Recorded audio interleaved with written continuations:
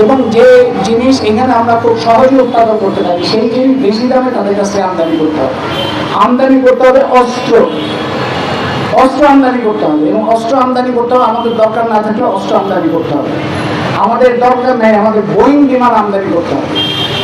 এই চুক্তি হয়েছে 9 ফেব্রুয়ারি। কিন্তু আমরা যখন গত বছর জুন মাসে বাজেট 26-27 বাজেট যখন আমরা আলোচনা করি, তখন আমরা লক্ষ্য করলাম সেই বাজেটের মধ্যে 9 ফেব্রুয়ারি যে চুক্তি স্বাক্ষর করেছে সেখানে যে শর্তগুলো আছে সেই শর্ত বাস্তবায়ন তারা করার চেষ্টা করেছে গত বছরের বাজেটের মধ্যে জুন মাসে। এবং সেইখানে এই যে আমদানি করা হবে, যুক্তরাষ্ট্র থেকে কি কি আমদানি করা হবে, বিনা শুল্কে আমদানি করা হবে, বোয়িং বিমান আনা হবে, অস্ত্র আমদানি করা হবে, তুলা আমদানি করা হবে, এগুলো সব কিন্তু এই গত বছরের বাজেটের মধ্যে, মানে এই বছরের চলতি বছরের বাজেটের মধ্যে আছে। তার মানে অন্তর্বর্তী সরকারে যারা ছিলেন তারা চুক্তি আইনগতভাবে বৈধতা বা চুক্তি স্বাক্ষর হওয়ার আগে চুক্তি বাস্তবায়নের পথে হেঁটেছে।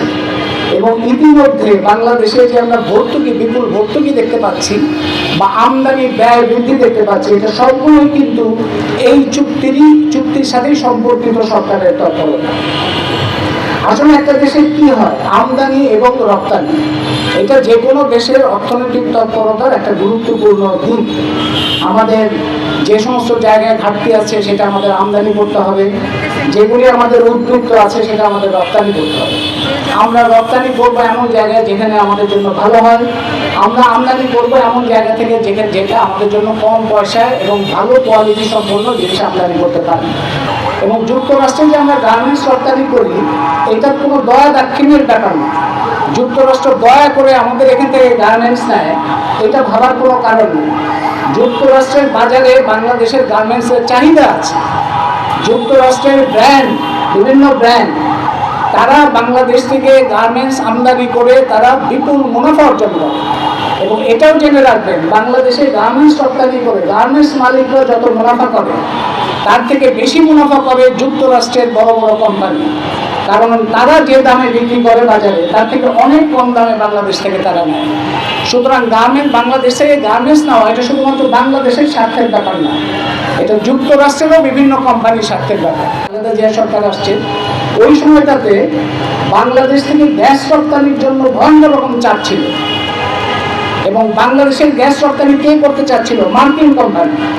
কোথায় করতে চাচ্ছিল? ভারতে করতে চাচ্ছিল। এই যে অনেকে বলে যে ভারতের আধিপত্য থেকে বাঁচার জন্য যুক্তরাষ্ট্রের সাথে আমাদের সম্পর্ক রাখতে হবে, এটাও আরেকটা ভয়ঙ্কর রকম প্রতারণামূলক কথা। ভারতের যুক্তরাষ্ট্রের সাথে খাতির করে ভারতের আধিপত্য থেকে মুক্ত হওয়া যাবে না। এটা সারা পৃথিবীর মধ্যে বহুজাতিক পুঁজি একটা ওই রাষ্ট্রের বাইরে গিয়ে তাদের মধ্যে একটা ঐক্য থাকে। এবং মার্কিন কোম্পানি কেন বাংলাদেশের গ্যাস ভারতে রপ্তানি করতে চায়? কারণ সেটা তার জন্য মুনাফার জন্য।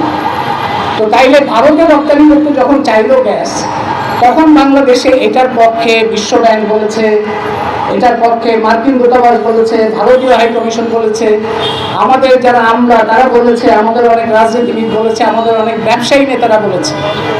কিন্তু জনগণের মধ্যে থেকে এটার বিরুদ্ধে প্রতিরোধ তৈরি হয়েছিল, লং মার্চ হয়েছে, আন্দোলন হয়েছে, সেটার কারণে তারা গ্যাস রপ্তানি করতে পারে না।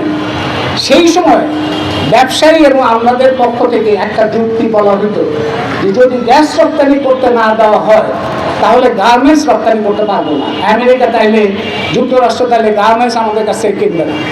এইরকম একটা মিথ্যা প্রচার সেই সময় করা হয়েছিল যাতে আমরা গ্যাস রপ্তানিতে রাজি হই।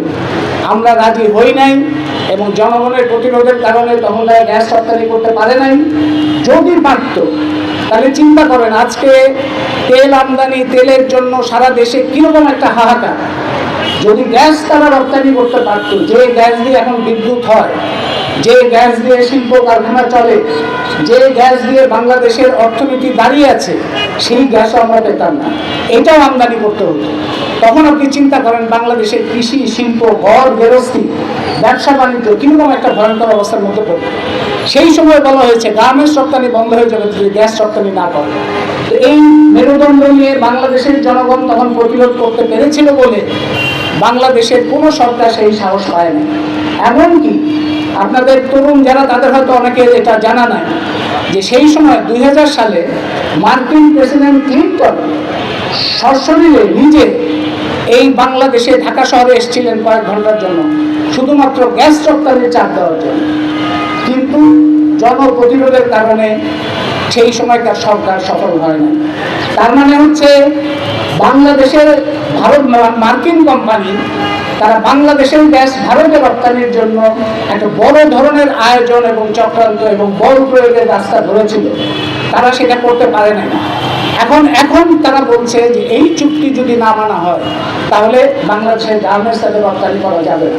আপনারা এটা এই জিনিসটাই শুধু খেয়াল রাখবেন এবং এটা সবার মধ্যে চিন্তার মধ্যে আনতে হবে। সবাই বলে যে আমেরিকা আমাদের বিরাট, আমাদের গার্মেন্টস রপ্তানি হচ্ছে, তাতে আমেরিকা যুক্তরাষ্ট্র তারা খুব ভালো ভূমিকা পালন করছে, ইউরোপে আমরা করছি, তাদের প্রতি আমাদের একটা ইয়ে থাকতে হবে, তাদের প্রতি ভক্তি থাকতে হবে ইত্যাদি। কিন্তু এই কথাটা মনে রাখবেন যে তাদের দিকটা তারা অত্যন্ত লাভজনক বলেই বাংলাদেশের গার্মেন্টস তারা আমদানি করে, তাদের জন্য খুবই লাভজনক, সেই জন্যই তারা আমদানি করে, তারা কখনো এটা বন্ধ করবে।